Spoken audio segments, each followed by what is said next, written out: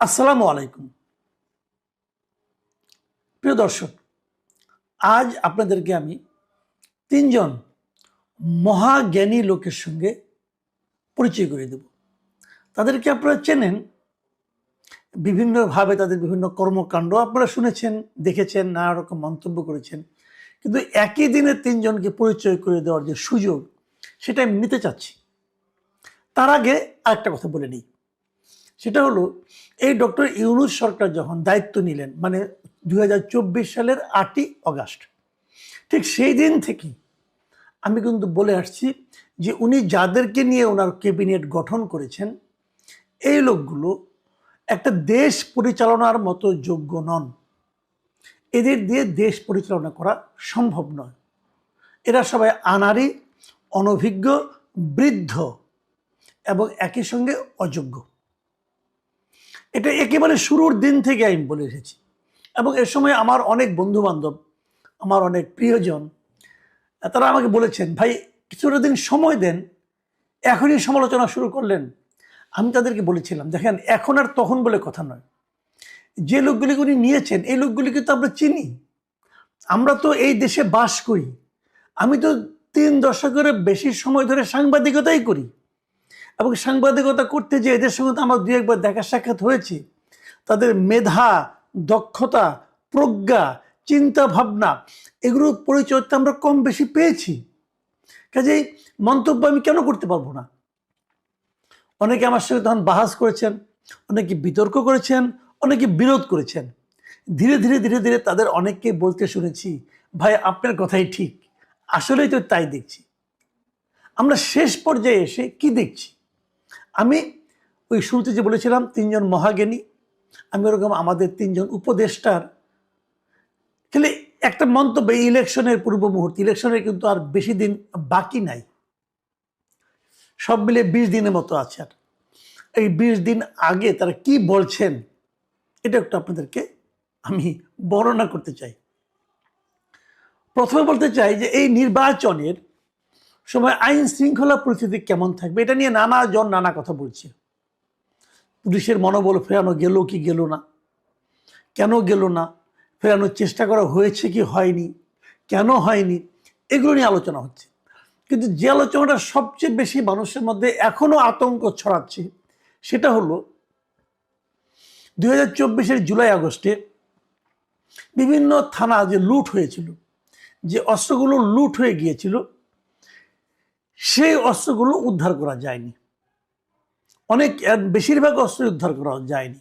এর মধ্যে দুইবার স্বরাষ্ট্র মন্ত্রণালয়ের পক্ষ থেকে ডেভিল হান্ট অপারেশন চালানো হয়েছে, এবং ডেভিল হান্ট আসলে অস্ত্র উদ্ধারের জন্য চালানো করা হয়েছে বলে এই অভিযানের ফল দেখে মনে হয়নি। বরং ফল দেখে মনে হয়েছে তারা বেশি ব্যস্ত ছিল যে আওয়ামী লীগের নেতাকর্মীকে কত বেশি ধরে ধরে নিয়ে জেলে ঢুকানো যায়। অস্ত্র উদ্ধার হয়নি।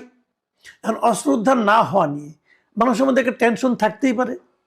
সেই টেনশনের জবাব দিতে যে আমাদের স্বরাষ্ট্র বিষয়ক উপদেষ্টা লেফটেন্যান্ট জেনারেল জাহাঙ্গীর আলম চৌধুরী উনি কি বলেছেন, সে কথাটা ওটা আপনাদের সঙ্গে আমি শেয়ার করতে চাই।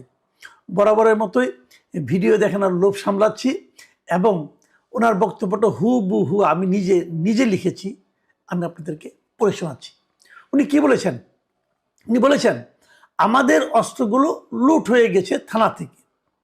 ওই অস্ত্র কিছু আছে যা এখনো উদ্ধার করা সম্ভব হয় নাই, বাট এই অস্ত্রগুলো ইলেকশনের সময় এরা ব্যবহার করতে পারবে না, এই প্রতিশ্রুতি আমি আপনাদেরকে দিতে পারি। মানে উনি প্রতিশ্রুতি দিচ্ছেন জনগণকে যে অস্ত্র যারা লুট করে নিয়ে গিয়েছে, তারা সেই অস্ত্রগুলো ইলেকশনের সময় ব্যবহার করতে পারবে না। এখন উনি এই প্রতিশ্রুতি দিচ্ছেন কিসের উপর নির্ভর করে? আমরা কিন্তু এই জাহাঙ্গীর আলম চৌধুরীর অনেক প্রতিশ্রুতি অনেকবার শুনেছি, এবং এটা নিয়ে মোটামুটি সবাই হাসাহাসি করেছে। প্রথম দিকে প্রতিশ্রুতি দেওয়ার পর ফলাফল দেখে হাসাহাসি করতো, পরের দিকে উনি প্রতিশ্রুতি দেওয়ার সঙ্গে সঙ্গে লোকে হাসাহাসি করতো, বুঝতো এর ফল কি হবে। এবারও হয়তো সেরকম কিছুটা হবে, হয়তো তারা ব্যবহার করতে পারবে না, হয়তো ব্যবহার করবে না, আমি জানি না কি হবে। কিন্তু উনি যে প্রতিশ্রুতি দিচ্ছেন তার ভিত্তিটা কি? এই লোকগুলোর সঙ্গে কি ওনার কোনো ফোনে আলাপ সালাপ হয়েছে? এই তোমরা কিন্তু এটা ব্যবহার করতে পারবা না। উনি কিভাবে জানেন অস্ত্র কার কাছে, কিভাবে কোথায় আছে? মানে এই হলো ওনার মেধা, প্রজ্ঞা এবং জ্ঞান। এই জন্য ওনাকে আমি জ্ঞানীর স্তরে স্তরে আর রাখিনি, উনি মহাজ্ঞানী আমার বিবেচনা এখন।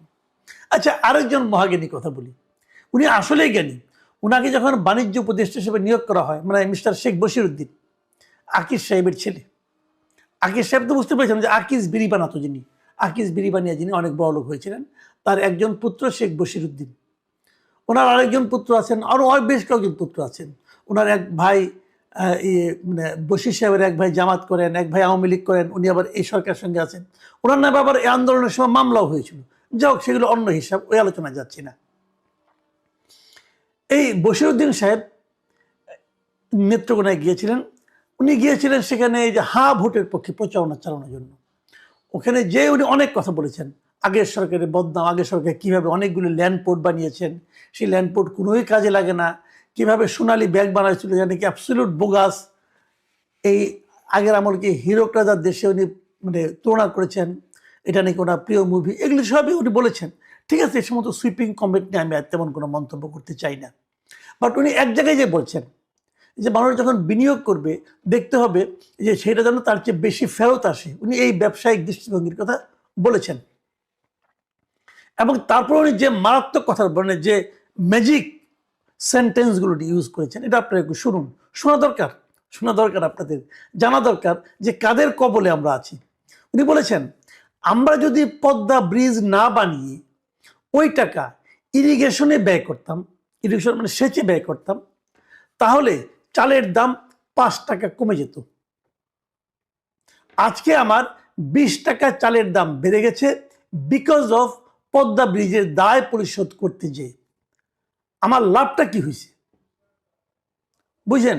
মানে ওনার বক্তব্য হলো, উনি যদি পদ্মা ব্রিজটা না বানাইতেন, মানে ওখানে যে বিপুল অর্থ ব্যয় হয়েছে যদি না বানাতেন এবং না বানিয়ে ওই টাকাটা যদি উনি সেচ কাজে, কৃষকের সেচ কাজে ব্যবহার করতেন, তাহলে চালের দাম 5 টাকা করে কমতো। এবং এই ব্রিজের জন্য যে ঋণ, সেই ঋণ শোধ করতে যেয়ে ওনার চালের দাম 20 টাকা বেড়ে গেছে। কাজে এই ব্রিজটা বানিয়ে আমাদের কি লাভ হয়েছে? মানে এই ব্রিজটা বানানো ছিল একটা ব্যাড ইনভেস্টমেন্ট, ব্যাড প্রজেক্ট, এটা ঠিক হয়নি কাজটা। মানে এই লোকটা আসলে তো ব্যবসায়ী, ওনার বাবা ছিল বিড়ির ব্যবসায়ী, উনিও ব্যবসা করেন বিদেশে, উনি সিগারেটের ব্যবসা ওনার আছে, বিদেশ থেকে জিনিসপত্র আনেন, বেচেন, লাভ খুঁজেন, কয় টাকা দিয়ে কিনলেন, কয় টাকায় বেচলেন, এটা একটা ব্যবসা, অবশ্যই এটা একটা বাণিজ্য। এই যোগ্যতা দেখে ওনাকে বাণিজ্য উপদেষ্টা বানানো হয়েছে। ভাই, বাণিজ্য উপদেষ্টাই থাকেন, আপনি অন্যদিকে যাচ্ছেন কেন? যোগাযোগ ব্যবস্থা দিকে যাচ্ছেন কেন? আপনি তো যোগাযোগ উপদেষ্টা না। অথবা আপনি তো মানে অর্থ উপদেষ্টাও না, যে অর্থনৈতিক ক্ষয়ক্ষতি কি হয়েছে না হয়েছে আপনি বলে দিবেন। ম্যাক্রো ইকোনমিক্স কি বুঝেন আমি জানি না, আমি শুনেছি আপনি বিশাল জ্ঞানী, আপনি নাকি অনেক পড়াশোনা। একটা সরকারের কাজ কি বাণিজ্য করা? একটা সরকারের কাজ কি বাণিজ্য করা, দোকানদারি করা? যে কাজটা আপনি করেন ওইটা করা? সরকার কি মুনাফার জন্য কাজ করে? সরকার কাজ করে জনগণের সুবিধার জন্য। এই পদ্মা ব্রিজ দিয়ে প্রতিদিন কত লোক যাতায়াত করে আপনি জানেন? কোনো ধারণা আছে? মিনিমাম এই পদ্মা ব্রিজ দিয়ে 1 লক্ষ লোক দৈনিক যাতায়াত করে, এবং এই পদ্মা ব্রিজটা পার হতে তাদের মাত্র 10 মিনিট সময় লাগে।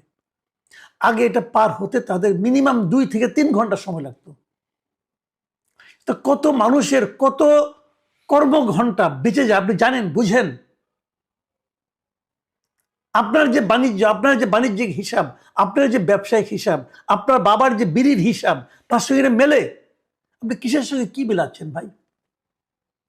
আপনি এই ডায়লগ দিয়েছেন নেত্রকোনায়, যে দেন না বরিশালে, যে দেন না রাজবাড়িতে, যে দেন না ফরিদপুরে, দেন না। মব কাহাকে বলে দেখবেন তখন। পাবলিক তো আপনাকে থাপড়াই বিদায় করবো থেকে ভাই। যারা এর সুফল ভুগি তাদের সঙ্গে যে যান না, যে আলাপটা করেন, দেখেন ওই মানুষগুলো আপনাকে কি বলে। তারা চালের দাম যখন 5 টাকা বাড়ে তখন তারাই চাল 5 টাকা বেশি দিয়ে কিনে, এবং চালের দামের সঙ্গে একটা ব্রিজ তৈরির কি সম্পর্ক আছে এটা এখন পর্যন্ত আমি বুঝি না। আপনি তো কৃষিমন্ত্রী, আপনি কি বুঝাইতে পারবেন? আপনি বোঝাতে পারবেন যে একটা ব্রিজ তৈরির সঙ্গে, একটা অবকাঠামো তৈরির সঙ্গে, যোগাযোগ ব্যবস্থাকে আধুনিকায়ন করার সঙ্গে, যোগাযোগ ব্যবস্থাকে সাধারণ মানুষের জন্য স্মুথ করার জন্য এই ক্ষেত্রে এর সঙ্গে চালের মূল্য বৃদ্ধির কি সম্পর্ক আছে? বরঞ্চ আমি তো মনে করি এই ব্রিজটা হওয়ার কারণে পদ্মার ওপারে যারা চাল উৎপাদন করত তাদের চালটা আরো দ্রুত বেগে ঢাকা চলে আসে এবং সেই কৃষকরা বেটার মূল্য পায়, তার ইনভেস্টমেন্ট কমে যায়, তার পরিবহন খরচ কমে যায়। কি বুঝেন? মাইক পাইছেন আর যা ইচ্ছাতে বলে যাচ্ছেন, মানুষকে বোকা মনে করেন। আপনার এই কথা যত লোক শুনছে তারা সবাই জানে আপনি কত বড় একটা, মানে কি বলবো, আমি তার পাগল বলতে পারবো না, ছাগল বলতে পারবো না, আপনি কত বড় একটা মহাজ্ঞানী সবাই তো বুঝে গেছে রে ভাই। এবং আপনি দেখেন না সোশ্যাল মিডিয়ায় আপনার এই বক্তব্য নিয়ে কিভাবে ট্রল হচ্ছে। আমি শুনেছিলাম এই লোকটা নাকি লেখাপড়া জানার লোক, এই তার লেখাপড়ার দৌড়। আজকাল অবশ্য আমি দেখি অনেক বড় লোকের বাচ্চা কাচ্চা দেখি বিভিন্ন জায়গায় অক্সফোর্ড অমুক জায়গা থেকে তমুক জায়গায় ক্যামব্রিজ থেকে পড়াশোনা করে আসে। কীভাবে যায় পড়াশোনা করে পাস টাস করে নিশ্চয়ই, তাহলে কীভাবে বলে? এগুলি টাকার জোরে নাকি মেধার জোরে আমি জানি না, উনি কিসের জোরে আমি তাও জানি না। এই ধরনের ননসেন্স কথাবার্তা যারা বলতে পারে যে পদ্মা ব্রিজ হওয়ার কারণে চালের দাম বেড়ে, ভাই আপনি হাসিনাকে পছন্দ করেন না, হাসিনার সমালোচনা করার জন্য 20টা কারণ আছে। পদ্মা ব্রিজ দিয়ে সমালোচনা করতে চান বলতে পারেন যে এটা 20 টাকার কাজ 35 টাকা দিয়ে করছে, বলেন, আমার তো কোনো আপত্তি নাই রে ভাই। যারা চুরি করছে তাদের বিচারের আওতায় আনতে হবে, তাও আমার কোনো আপত্তি নাই। তাই হয়েছে, আগের সরকার বড় বড় মেগা প্রজেক্ট করতে যে অনেক চুরি চামারি করেছে, তাদের মানে পরিচিত লোকজন, তাদের পিয়ারের লোকজন চুরি চামারি করেছে। চুরি চামারিগুলি ধরেন, 1.5 বছর তো হয়ে গেল, চুরি ধরেন না কেন? চুরি ধরে আলাপ করেন, বলেন এই চুরি করছে এই জন্য এর বিরুদ্ধে এই মামলা হবে, তা তো করেন নাই। মামলা করছেন হত্যা মামলা, সমস্ত মন্ত্রীদের বিরুদ্ধে হত্যা মামলা করে রাখছেন। এটা চুরি করেন না, এটা ধরেন না। যে পদ্মা ব্রিজে কত টাকা অপচয় হয়েছে এটা বের করেন, বের করেন। আদানির সঙ্গে চুক্তি করে কত টাকা অপচয় হয়েছে রাষ্ট্রের, বের করেন। আদানিকে টাকা তো সব জায়গায় আপনারা দিয়ে দিচ্ছেন এইসব গভর্নমেন্ট ক্ষমতা এসে। আদানির ওখানে এত টাকা চুক্তি করার ফলে কেউ না কেউ নাকি কমিশন পায়, বলা বলি হচ্ছিল। তো সেই কমিশন এখন কে পাচ্ছে আপনাদের? বলেন না কেন?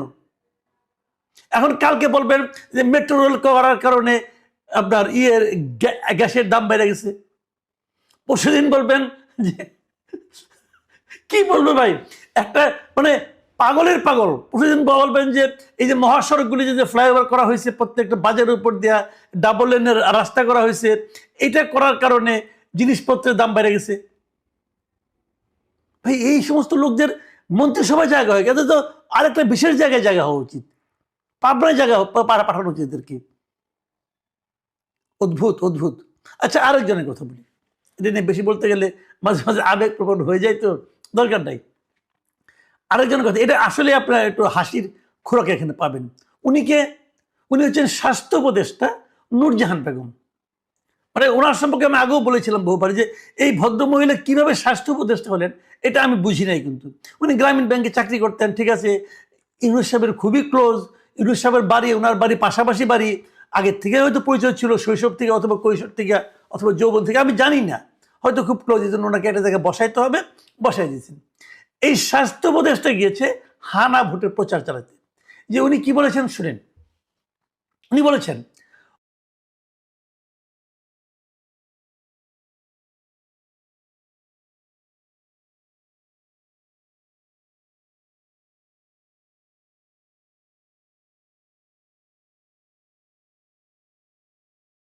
যদি সম্ভব হয় আশেপাশে মেলার ব্যবস্থা করে দাও।